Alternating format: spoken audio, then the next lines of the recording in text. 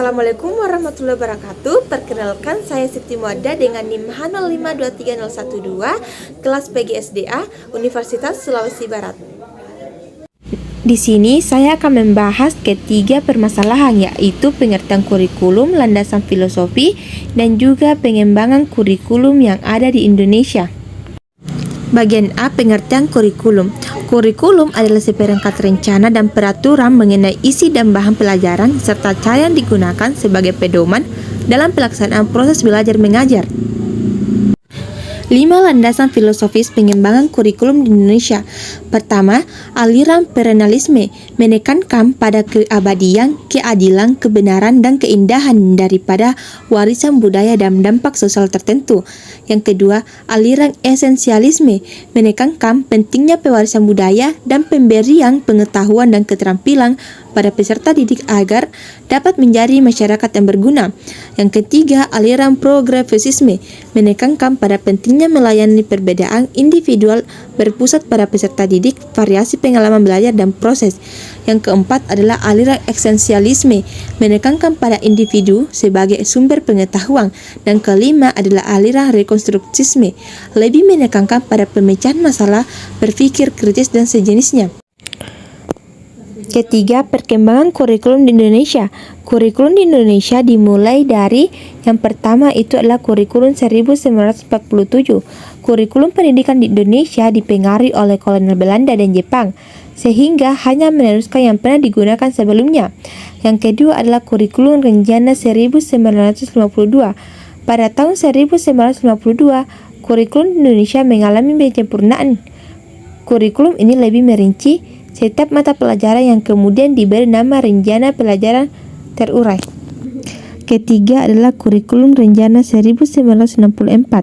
Pokok-pokok pikiran kurikulum 1964 yang menjadi ciri dari kurikulum ini adalah bahwa pemerintah mempunyai keinginan agar rakyat mendapat pengetahuan akademik untuk pembekalan pada jenjang sekolah dasar.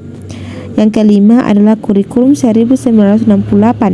Kurikulum 1968 merupakan pembaharuan kurikulum 1964, yakni dilakukan perubahan struktur kurikulum pendidikan dari Pancawardan menjadi pembinaan jiwa Pancasila, pengetahuan dasar dan kecakapan.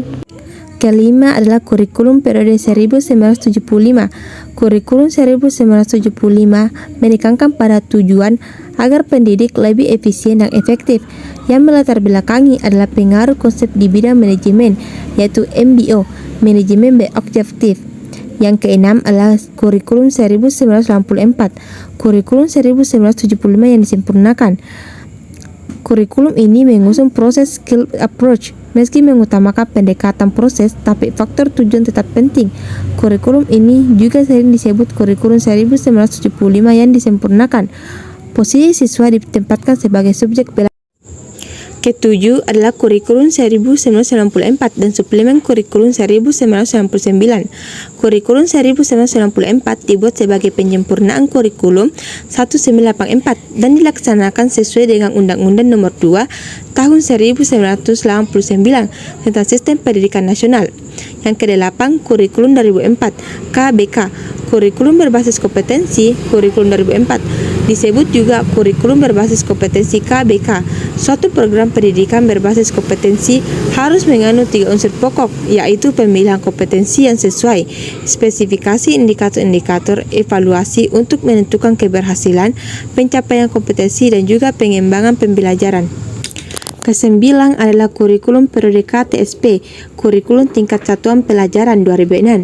Awal 2006 uji coba KBK dihentikan, muncullah KTSP, disusul oleh Badan Standar Nasional Pendidikan BSNP, yang selanjutnya ditetapkan oleh Menteri Pendidikan Nasional melalui Peraturan Menteri Pendidikan Nasional.